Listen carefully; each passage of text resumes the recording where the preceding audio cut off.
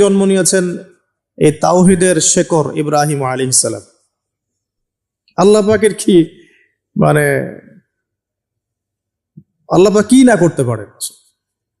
যেখানেই আবু জেহেল সেখানেই মুহাম্মদ সাল্লাল্লাহু আলাইহি ওয়াসাল্লামের জন্ম হয়, যেখানেই নমরুদ সেখানেই ইব্রাহিমের মতো মানুষ আসেন, যেখানেই ফেরাউন সেখানে আবার মূসা আসেন। মূসাকে আল্লাহ রাব্বুল আলামিন ফেরাউনের ঘরেই মানুষ করলেন, ইব্রাহিম আলাইহিস সালামকে আল্লাহ পাক আজারের ঘরেই মানুষ করলেন। আজকে আমরা দেখি এরকম সিটি অফ আখিরুজ্জামানে কিছু কিছু দিনী বোন চেহারা না দেখানোর জন্য আন্দোলন করছে। চিন্তা করতে পারেন, যেখানে যত বেশি জাহেলিয়াত সেখানে তত পাক্কা মুসল্লি জন্ম নিবে, মুমিন জন্ম নিবে ইনশাআল্লাহ।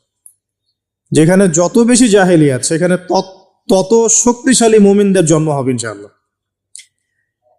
তো এখন তৎকালীন নমরুদ যে সভ্যতার অধিবাসী ছিল, এই সভ্যতাটাকে আমরা বলি কালাডীয় সভ্যতা।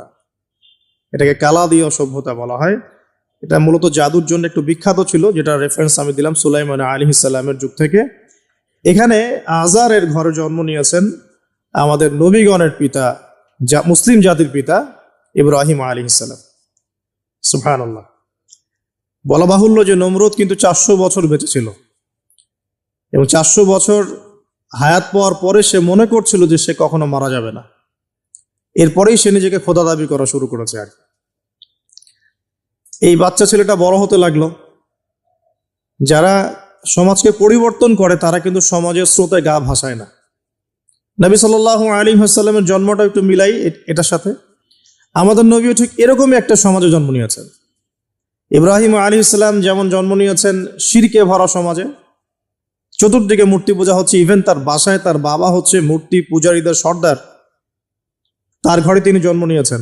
ঠিক তেমনি রাসূল সাল্লাল্লাহু আলাইহি ওয়াসাল্লাম যে মক্কায় জন্ম নিয়েছেন, সেই মক্কা ছিল শিরকের আকড়া।